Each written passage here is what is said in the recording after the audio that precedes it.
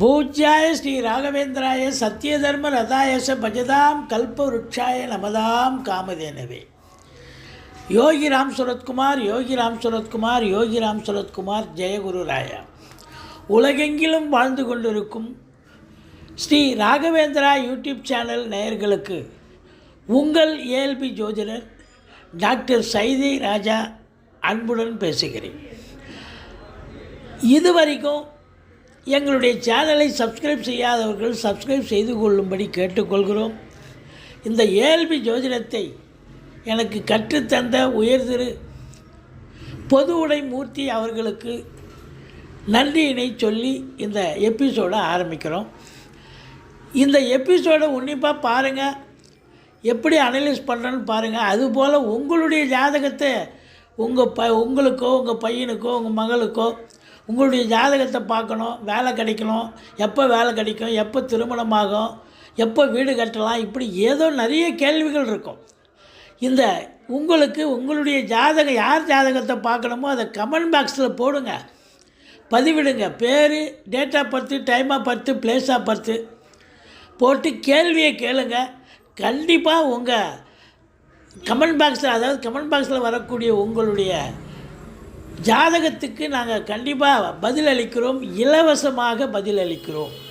அதை அடுத்த எபிசோடில் உங்களை அதை ஆராய்ச்சி பண்ணி உங்களுக்கு விரிவாக எபிசோடு வெளியிடுவோம். நீங்கள் பார்க்கலாம். வாங்க ராசிக்குள் செல்லலாம். சென்ற வாரம் ஒரு அன்பர் வந்திருந்தார். ஒரு தன்னுடைய ஜாதகத்தை பார்க்கணுங்க அப்படின்னு சொல்லி கேட்டாங்க. அவங்க ஜாதகத்தை date of birth, time of birth, place of பர்த்துலாம் கொடுத்தாங்க. ஜாதகத்தை ஜென்ரேட் பண்ணோம். 24/5/1975 பிறந்திருக்கிறாங்க. இவங்களை பொறுத்தவரையிலையும் பார்த்தீங்கன்னாக்கா ஒரு ஆண் ஜாதகர் அப்படின்னு சொன்னோம் இல்லையா. லக்னம் மிதுன லக்னம், லக்னத்தில் சுக்கிரன் சனி, துலாத்தில் சந்திரன், விருச்சகத்தில் ராகு, மீனத்தில் செவ்வாய் குரு, ரிஷபத்தில் சூரியன் புதன் கேது. லக்னம் வளரும் லக்னம் என்று சொல்லக்கூடிய லக்னம் இப்பொழுது 10 வருஷத்துக்கு ஒரு லக்னம் நகரம் இல்லைங்களா.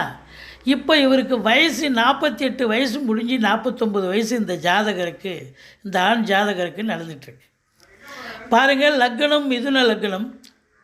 இப்போ போயிட்டுருக்கிற லக்னம் விருச்சிக லக்னம். சாதாரணமாக இந்த ஏஎல்பி படித்தவங்களுக்கு தெரியும், லக்னத்தில், அதாவது பிறப்பு லக்னம் ஜென்ம லக்னத்திலிருந்து ஏஎல்பி லக்னம் 6வது லக்னமாக வந்தால் ஜாதகர் நிறைய பிரச்சனையில் இருக்கார். கடன், ரோகம், வம்பு வழக்கு, இல்லை இந்த உடம்பு கூட முடியாமல் போகலாம். அதாவது 6ஆம் இடம்ங்கிறது ருணரோக சத்ருஸ்தானம் இல்லையா, அதை சார்ந்துள்ள கேள்வி தான் கேட்பார் அப்படின்னு நம்ம தெரிஞ்சுக்கலாம். ஆனால் ஆக்சுவலாக அவர் கேட்ட கேள்வியே அதாங்க. பெரிய லெவலில் பணத்தை கொடுத்துருக்காரு ரெண்டொருத்தருக்கு. ஆனால் கடந்த காலங்களில் கொடுத்து அது சரியாக ரீபே திரும்ப வரலை. கொடுத்த அமௌண்ட்லாம் கிடைக்குமா, எப்போ கிடைக்கும் அப்படிங்கிற கேள்வி தான் அவருக்கு இருந்தது. இவரை பொறுத்தவரையிலையும் பார்த்திங்கன்னா ஏஎல்பி லக்னம் விருச்சிக லக்னம். விருச்சிக லக்னம் ஜனவரி 2029 வரைக்கும் விருச்சிக லக்னம் போக போகுது. ஏஎல்பி நட்சத்திர அதிபதி அப்படின்னு சொன்னால் அனுஷம் 4 போயிட்டுருக்கு. பாருங்கள், இந்த அனுஷம் சனி பகவானுடைய நட்சத்திரம். இந்த அனுஷம் 4ஆம் பாதம் அப்படின்னும் பொழுது உங்களுக்கு சனி பகவான் எங்கே இருக்காருன்னா ஏஎல்பிக்கு 8ல் இருக்கார்.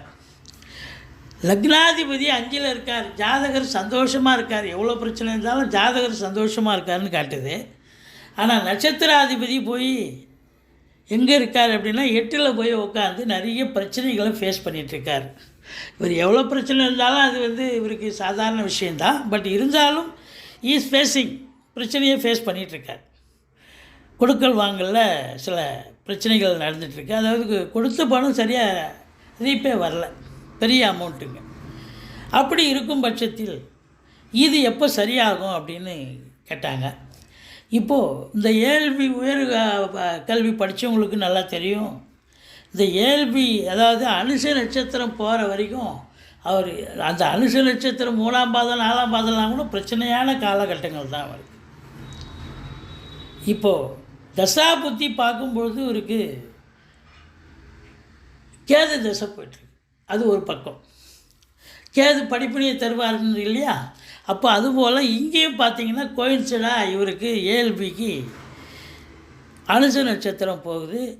அனுஷம் 4ஆம் பாதம். அஃப்கோர்ஸ் அது வந்து பார்த்திங்கன்னு சொன்னால் D9 நவாம்ச புள்ளி விருச்சிகத்தில் வந்தாலும் கொஞ்சம் ஒரு தெளிவாக இருக்கிறார், எவ்வளோ பிரச்சனை இருந்தாலும். ஏன்னா D9 நாள் இருக்குது, ஏதோ ஒரு விஷயம் தோற்றாலும் இன்னொரு விஷயம் ஜெயிக்குதுன்ற ஒரு இதில் போயிட்டுருக்கு.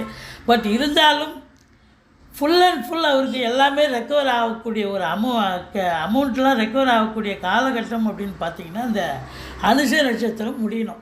4ஆம் பாதம் முடிஞ்சு கேட்டை வரும். கேட்டை நட்சத்திரம் எப்போ வரும்னா 30/7/2024 வரைக்கும் அனுஷ 4ஆம் பாதம் போகுதுங்க. அதுக்கப்புறம் கேட்டை வரும்பொழுது இவருக்கு பொறுத்தவரையிலையும் லக்னாதிபதி 5ல் இருக்கார் செவ்வாய், நட்சத்திரம் அதிபதி புதன், கேட்டைக்கு புதன் 7ல் இருப்பார். அப்போது இவரை பொறுத்தவரையிலையும் இந்த கேட்டை நட்சத்திரம் வரும் வரைக்கும் பிரச்சனை தான். 30/7/2024 பிறகு இவருக்கு ஒரு தெளிவான ஒரு சொந்த நிலை நல்லா போயிடும், ரூட்டு கிளியர் ஆகிடும், சூப்பரான காலகட்டம், கொடுத்த காசு பணம்லாம் வசூலாகிடும். அதன் பிறகு இந்த கேட்டை 4 வரைக்கும் போகும். இந்த 4 வரைக்கும் போகிற வரைக்கும் இவருக்கு ஜாதகருக்கு யோகமான காலம். இனி இந்த விருச்சிக லக்னம் முடிகிறதுக்கு 2029 முடியும்.